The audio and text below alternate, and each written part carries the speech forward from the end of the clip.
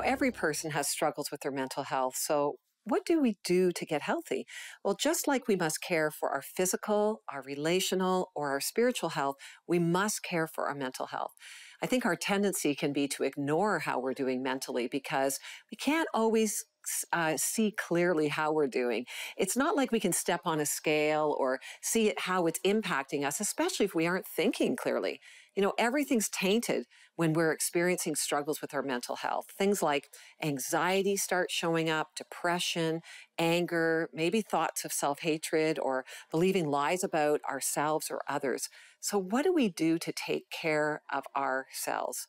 Well, I love Jesus' words in Matthew 11:28-30. They remind us that we're not alone in the journey of our health. Matthew 11:28-30 reads like this: "Come to me, all you who are weary and burdened, and I will give you rest. Take my yoke upon you and learn from me, for I am gentle and humble in heart, and you will find rest for your souls. For my yoke is easy and my burden is light." Now, this is an invitation verse, isn't it? To come to Jesus with everything, and that includes our mental health struggles. And there's things that Jesus will do for us. He will welcome us no matter what we're dealing with, and he'll offer us rest.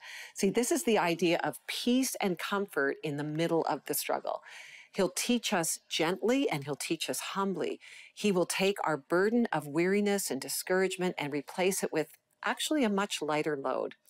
So if that's what Jesus does, what's our responsibility then?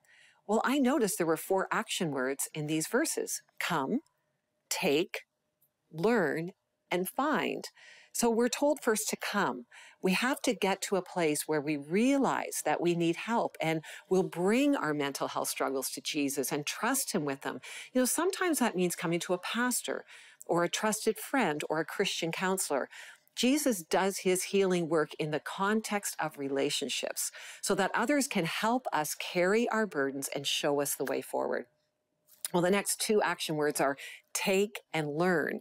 We must put into practice what Jesus is showing us, even through the help of others. This may require some discipline in our lives, a change of diet, or even relationships that are damaging to us. We won't change unless we make choices, not only to stop something, but to actually start something new. We have to take on Jesus' teaching and learn from him. And we can be assured that he is always trustworthy and he's gentle with us. And the last action word is find. Jesus tells us that when we come, take, and learn from him, we will find rest. Rest for our souls and peace in our minds. And there is no greater antidote for our mental health than to come, take, learn, and find healing in Jesus, because that's courageous living.